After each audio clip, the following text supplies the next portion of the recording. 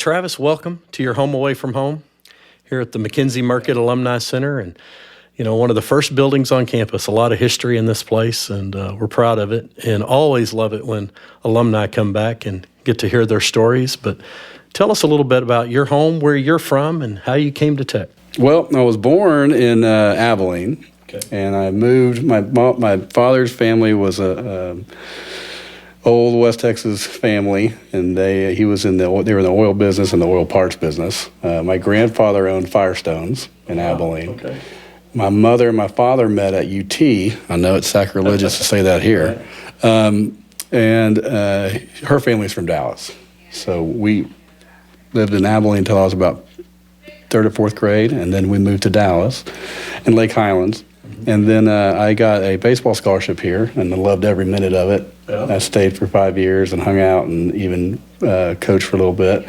So did you play for Coach Hayes? I did. Okay. Yeah, Darren Hayes, or Larry Hayes was the head coach. Darren Hayes was our hitting coach. Darren and I are the same age. We go with so we the Hayes, we had a great run and had tons of fun. It was really loved being there. So had you been here before the scholarship? I had been here to see a football game. I had visited. I had scholarships at UT and OU and Tech, and I was from West Texas, and there's something about West Texas I really like. And the team was awesome. UT had just switched coaches to Augie Garrido. Oh yeah, that's right. And he dropped all scholarships and got all these California boys. So between OU and Tech, that wasn't much of a decision for me. It was pretty instant. Texas Tech. So. Played baseball, center field, is that right? I was mainly in center field. I would sometimes play right field. I'm a lefty, so occasionally I'd play right field, but I prefer center. Well, I love Tech baseball, and I really started following during the Larry Hayes era, and that was when, a lot of the, newfound success. Cal Seeger, so much of the history of the program, and of course my predecessor here played back in the day. I think he was a right fielder. But Larry is when I first started going to the games. And it was a lot of fun and learned more about the game. But what are some of your memories of some of the games and the competition? And all of it. Well, first of all, the Hayes Larry was a great head coach, class act. He was wonderful to play for, no nonsense, which I appreciated. Right. And we were very competitive back then, and obviously even more so now. We have so many memories. I mean, I remember one time we were playing out here, and it was 100 degrees on a Friday. Wake up in the morning, and it was about a foot of snow. They had been shoveling off. These windstorms would come in, and we would, I remember having that dust in your teeth. You're out there just eating that dust. As a lefty, it's hard to play at Tech, actually. And it's hard because the wind's always blowing out to to left field. So you can pop one up and hit a bomb. You got to really hit it in that crosswind. But we've everything from wild airplane rides to Nebraska, where we all thought we were going to die, to getting caught in storms. But really the camaraderie of all the guys and living together and traveling together for years and years and years. My brother played here with me as well, so getting to play with my younger brother, and then he went on all Big 12 and played for the Rangers, and so just a great experience. I remember every minute of it. The tournaments themselves. Getting to that postseason tournament, those were always eventful. Always intense. We also got to play at, what used to be Enron, Minute Maid, and then we go up to Brick, the place. So Minute Maid, was that pretty much right after the stadium was built? Yeah, right after it. They would do the Big 12 tournament. Hashtag one of us, Bert Pope, built that place. Really? A Tech graduated in engineering in '60. He was Drayton McLean's right-hand guy. Unbelievable. Wow, it's a great stadium. That's Dan Pope, our former mayor's, his father. And Bert's involved in our Hill Country chapter, and but he was the project foreman, and we were down there watching a baseball game. It might have been when you were playing. We had our Houston chapter meet at Minute Maid. It was Enron Field at the time, and we got a VIP tour of the facility right after it was open. Bert was giving us all the inside info. It was fascinating. Yeah, they used to open up a preseason tournament there, and then they started rotating between the ballpark in Arlington and Bricktown, and we always loved going down to Houston because the train and the ceiling would open up and close, and anyway, it's a lot of fun. The largest, that was one of the stories that Bert shared with us. The Astrodome was the eighth wonder of the world, and one of the things that they wanted to achieve with a new facility is having something there that no other facility had. Before the Astrodome, It ended up being the AstroTurf, but they had those skylights. They were going to try to grow real grass in there. And but there at Enron was the sliding glass door, and that's the largest sliding glass door in the world. Wow. Toronto, they had the Sky Dome. There's some of these moving ceilings, but this was the first time that it had been done with glass to that extent. And he was telling the story about, in theory, engineering, it should work, but that first time when they pushed the buttons, they were all a little nervous as to whether it was going to work. Yeah, I tell you what, I played at the Sky Dome in Toronto, and it doesn't even compare to that stadium in Houston. Houston has it's got a way of feeling like baseball, where the Sky Dome, although it's pretty impressive, it's just a big. Well, so wait, now if you're playing center, Towles Hill was there. They hadn't taken that out yet. That's right. Did you? Avoid running into that pole and back then and it's not so much prevalent now. Yeah. First of all, as an outfielder, if you walk the field, look at the warning track. If there, usually there's a warning track. Hopefully there is. Is it gravel? What are you going to run into? Is the fence padded? Right. And then obviously, if you remember, old TCU field had that concrete ramp, that's right. And that's very dangerous. Yeah. You hit that with a metal cleat, you're going right in the concrete. So yeah, you walk out there and get used to it, and kind of take your motions, but you learn quickly to kind of see that warning track in your periphery, and then if there's a hill or a padded wall, you kind of know that if the ball's heading a certain direction on trajectory, you're either going to have to climb that wall or climb that hill. That's right. Or so I jump guess over and try to rob it. you have to know your surroundings. Yeah, I guess you get out there early and walk. And that's what's unique about baseball. That's right. Because no two fields are the same. Basketball, they're all the same. That's Football. Right. That's all track. All these things are measured, but baseball has that nuance. Center field's going to be somewhere between 390 and 420, depending on that. 420's deep, but So as fields go, you've seen the evolution of Dan Law Field. What's your thoughts on that and where it is now, and what it was when you played? It still has kept its feel. I will say. I went and got a tour about maybe last year at the Oregon game, I guess, and it's still got the guts of everything. We had just done the new locker room, which they just turned over again, and now they've added the facility and wrapped the whole thing. But it's still Dan Law, which is what I love. When I played it, we had the AstroTurf infield and the natural grass outfield, and then I graduated. And the next year, my brother played 2 more years after I left. He was 2 years younger than me. They brought in the new turf. Right. But it's just most of the facade on the baseball playing surface is the same. They've really just totally expanded the stadiums and the boxes and the accoutrements. But it's one of my favorite places to play. A tough place to win for no doubt, especially with the crowd and the Raider power going and the wind blowing in the right direction and that kind of thing. So you're a student athlete. You have the student athlete experience here. Tell me about your major.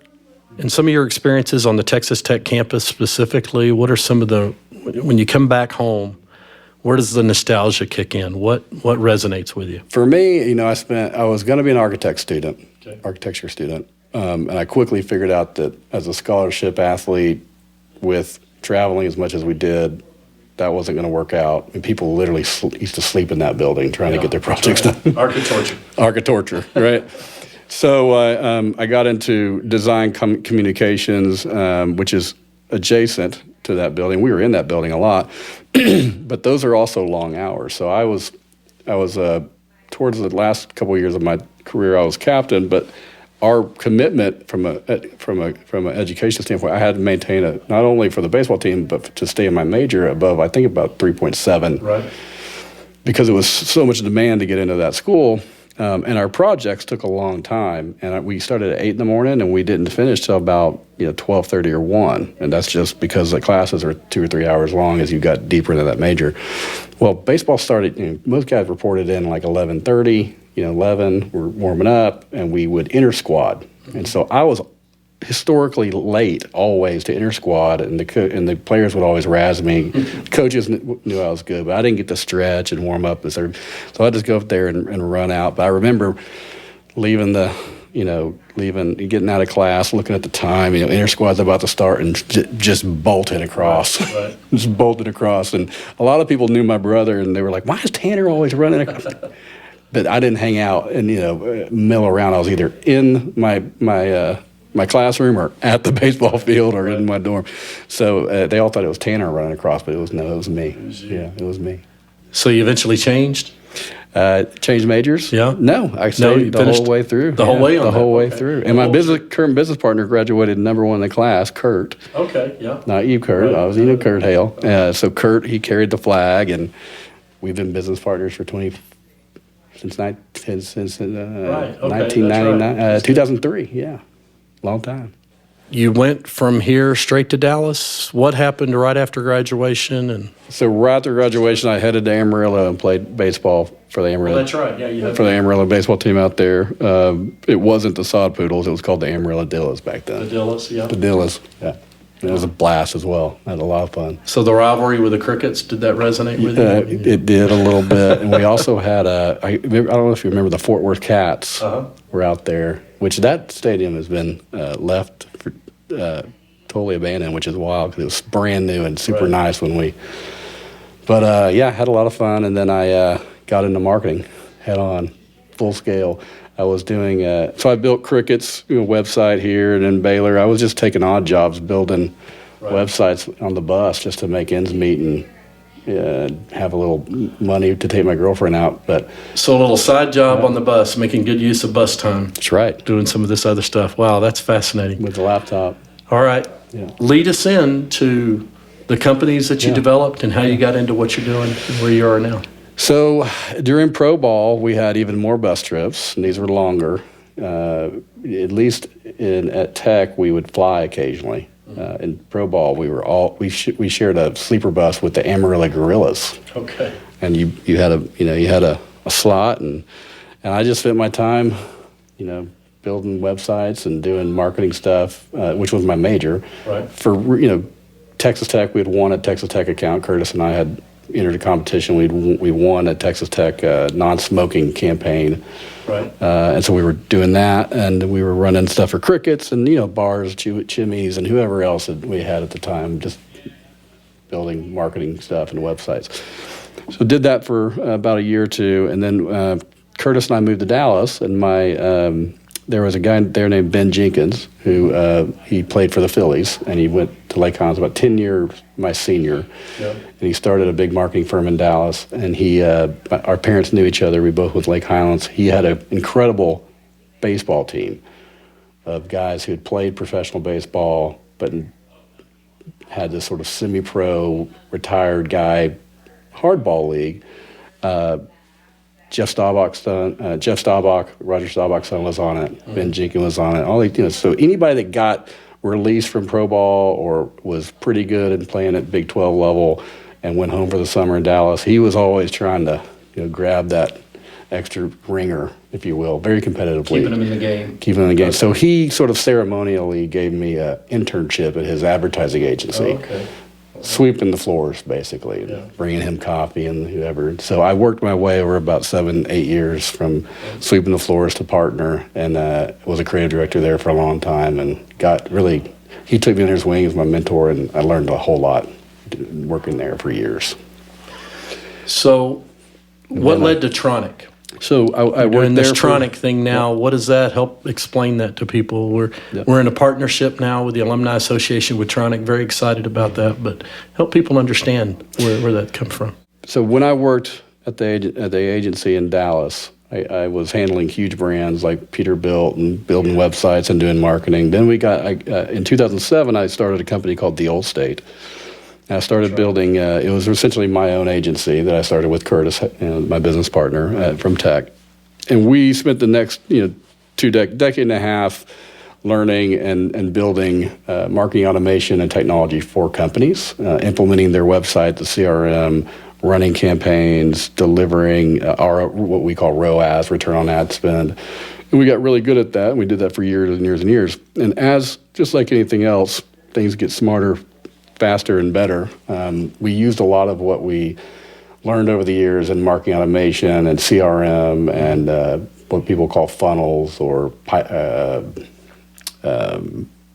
workflows, if you're familiar with HubSpot. And we took that into a new company called Tronic. We had also built an enterprise software as a service CMS that a lot of brands still run to this day, Samsung, a lot of others. And we took all of that learning and we built it into a new software product called Tronic that takes marketing automation, AI, machine learning, and sort of the new standards in data privacy, where you want to sort of abstract away the personal identifying information of a person so that they can safely kind of own more of their data, but also not be worried about getting hacked and compromised. And so we raised some money. A Texas Tech grad named John Billingsley purchased that company. We grew it tremendously, and then we just purchased it back, and it's been a fun ride. And you said before, I've heard you say John was a mentor to you in many ways. And how was that? How's that? He's incredible. And that's somebody, you know, a lot of people don't know John. He grew up in O'Donnell, and Hoss Cartwright's childhood buddy, Dan Blocker, and graduated here in '60, I believe, and accounting major.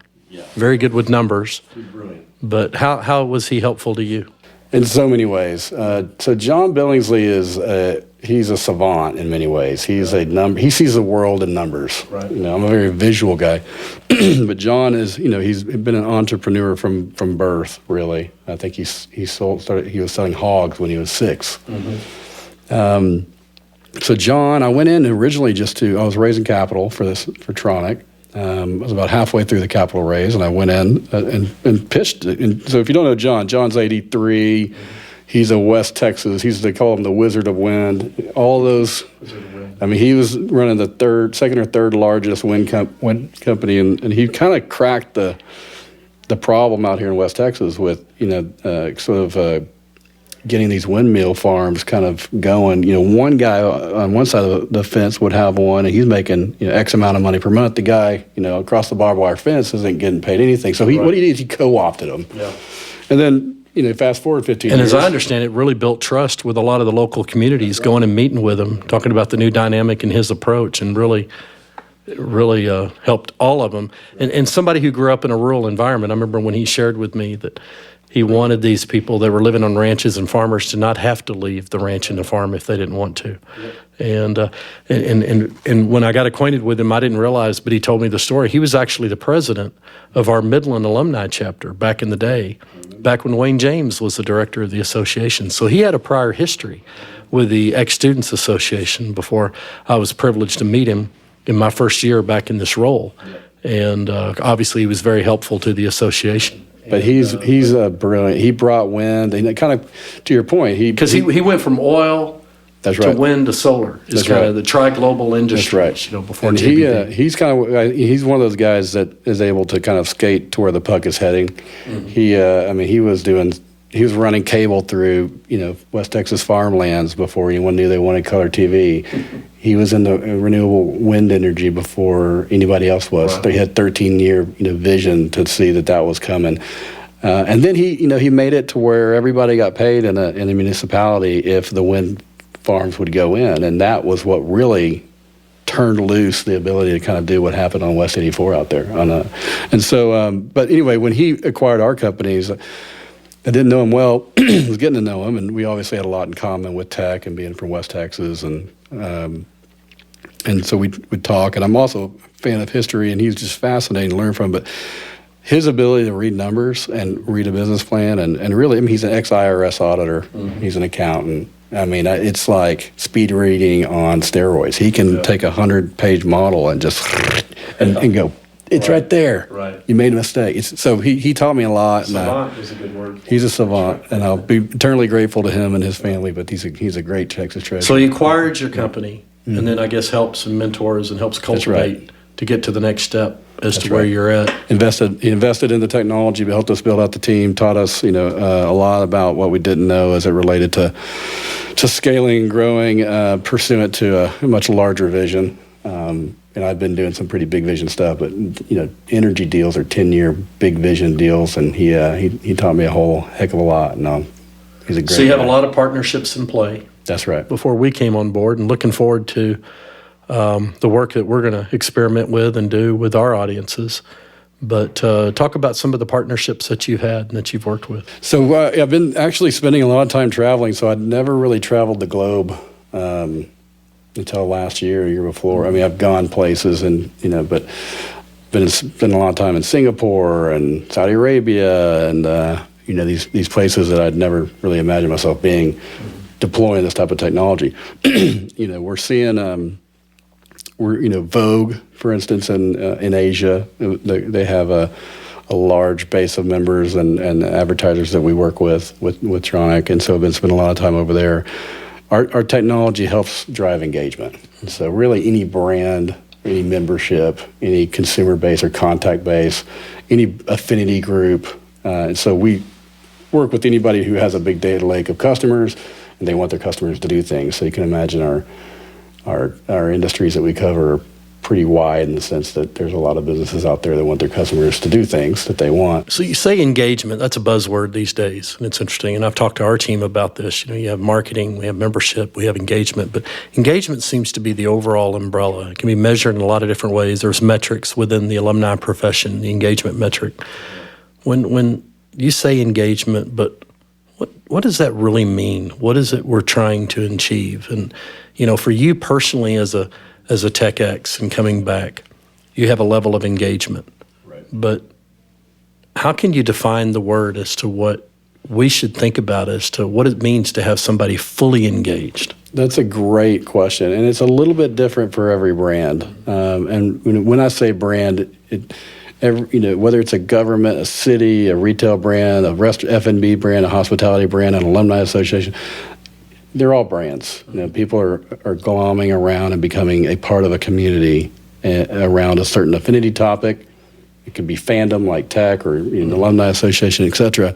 So engagement can mean different things to different people based on how they measure success. And so, I've been in the business of identifying KPIs and really zeroing in on the ones that move the needle pursuant to the objectives that the company or the brand is trying to get to, where they're trying to go.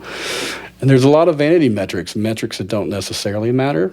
And historically, a lot of those, what we would call vanity metrics, were kind of engagement-y type metrics versus conversion type metrics. But as we move into the sort of I would say the next 10 to 15 years of what engagement means, it means maximizing your brand community and meet them where they are and let them engage how they're going to engage based on what they would likely engage with if you gave it to them. You're not going to get on their terms. Yeah, it's in other words, make sure you can't guarantee that everybody's going to be 100% engaged. Some people don't have time, but you can engage people thoughtfully, and as engagement gets more personal and more personalized, which we have far more capabilities now than we used to have because we can kind of look and guess and with AI, machine learning, instead of doing lead scoring, lead scoring is a way we would essentially score engagement.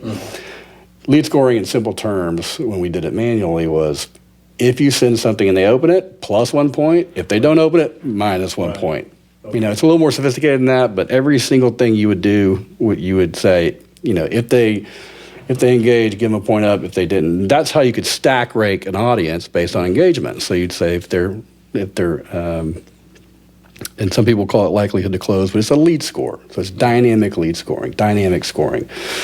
And so then you can trigger off of those things. So now we can do that on the fly, and we can actually, in sort of a minority report but not scary way, we can personalize based on people's sort of preferences and how they want to engage. And so... Okay, so, we also use the word connection a lot. Right. And, we've had these historical ways of connecting through print media, through the events that we actually host. There's a lot of different channels of connection. And we're, obviously social is what's become explosive in our generation or at this time.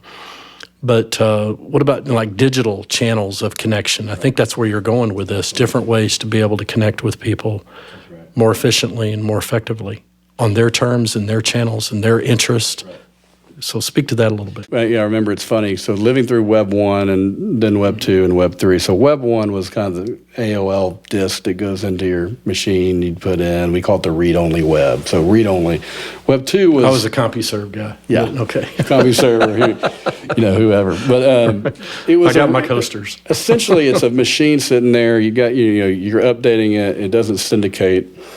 It's what we call the read-only web. Right. Then we moved to Web 2, which was really kind of around cloud. We called it the read-write web.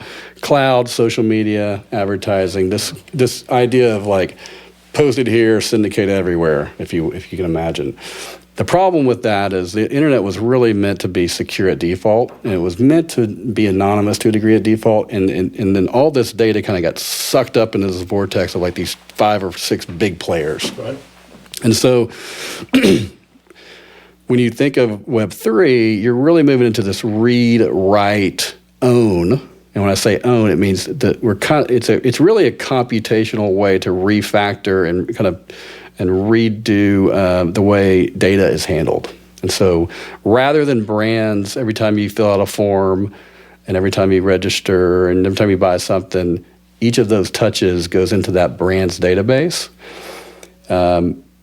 at default, and you don't really know what they're doing with it. Now it's Web3 is secure at default. You own your data. Curt Langford owns your data, and you can choose to let a brand sort of have it if it's an equitable relationship or you're part of a community like Texas Tech Alumni Association.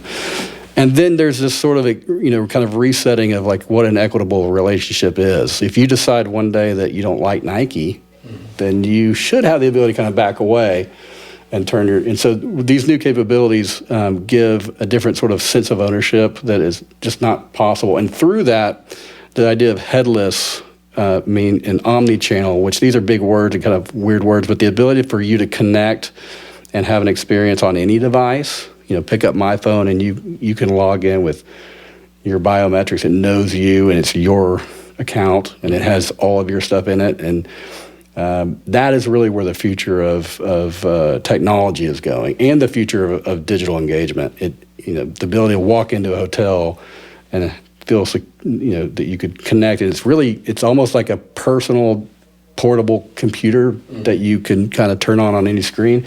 That's kind of where we're seeing technology go, and it is more personalized, and it kind of knows your preferences, and it has all your stuff. Community based, or I use the word tribes a lot, or hashtag one of us, but and you've got a lot of partnerships out there among nonprofit groups, different organizations, and the partnership that we've recently established is the first one in the Alumni Association space. And obviously feel like there's a lot of opportunities here because there's a lot of pride in alma mater, not just here, but with all these schools. Oh, it's incredible. Fandom's huge. So, fandom, and all of that. But, but even beyond athletics, just the relationship with the university, their particular college, the organizations you belong to, again, part of that whole experience. And being more community-minded. And that's what I'm excited about is the digital channel to be able to communicate more effectively and efficiently with these audiences that want to be connected and engaged with in a more efficient way, in a more meaningful way, in a deeper way. And that's what I'm looking forward to seeing in the partnership. Any thoughts exciting. on that? I think you're exactly very right. optimistic, obviously, about the relationship and the partnership. I am. Where do you think this will go? Yeah, I think it's going to be fun. The next 3 to 5 years in general, especially you think about how you connect with like a Netflix or an Apple. Mm-hmm. You go and you connect, and it's kind of all your stuff is there. And so one of the hard parts about associations or colleges in general, universities, is there's a lot of disparate access points. Right. You can be a Red Raider Club member, a Texas Tech Alumni Club member. You could be a member of this booster and that club and this and that. You've got all these different accounts, and then you're getting peppered with emails, and it's just a lot to manage. Yeah.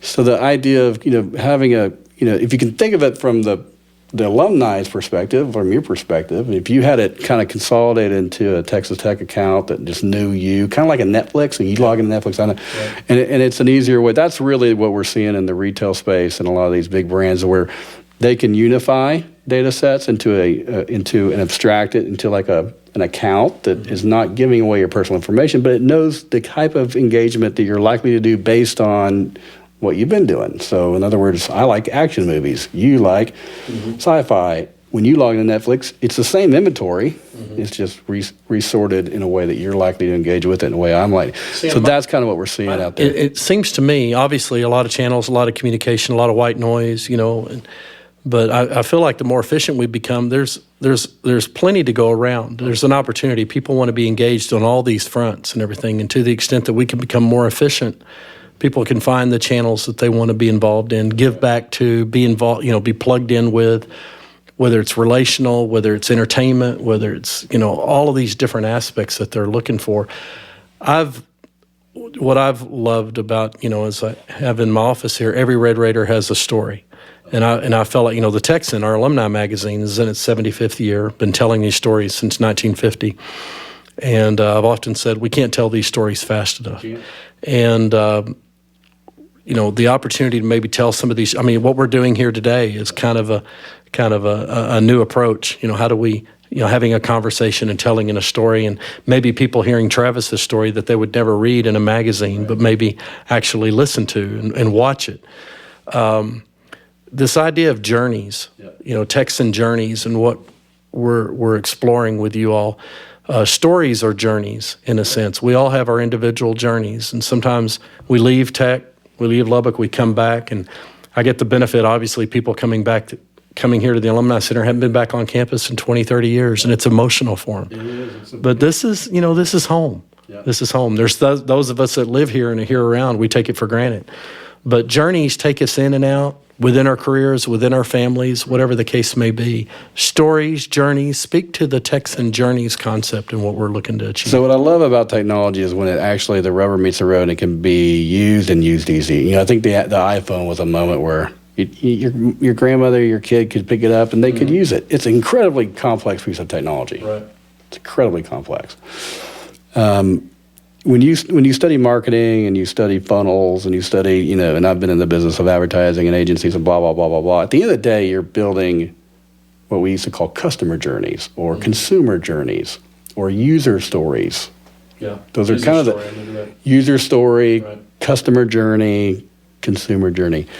And so at the end of the day, this is a human experience, just like anything else, and you want it to be consumable for humans. Well, humans, since the dawn of time, one of the best ways they relate to things is storytelling. Framing something up in context.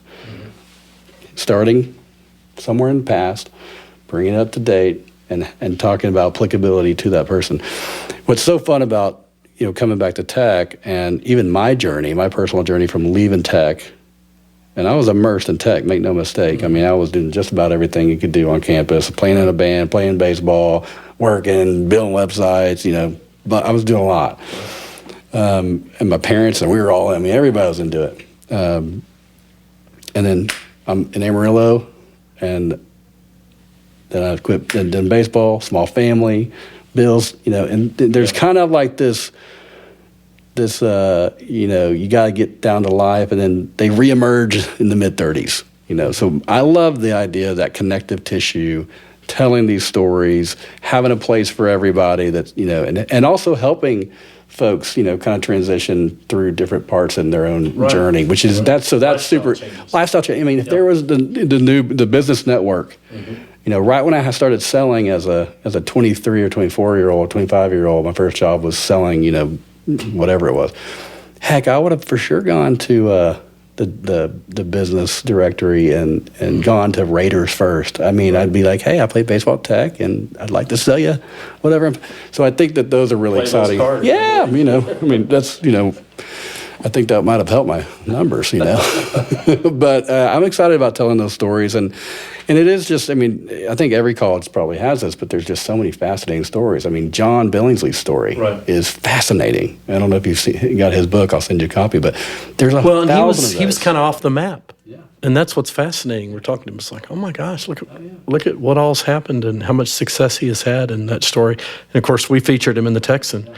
And I remember when, touring his office and him taking me around, and those 4-mile-long trains carrying those wind turbine blades, and the physics associated with the speed of a turbine.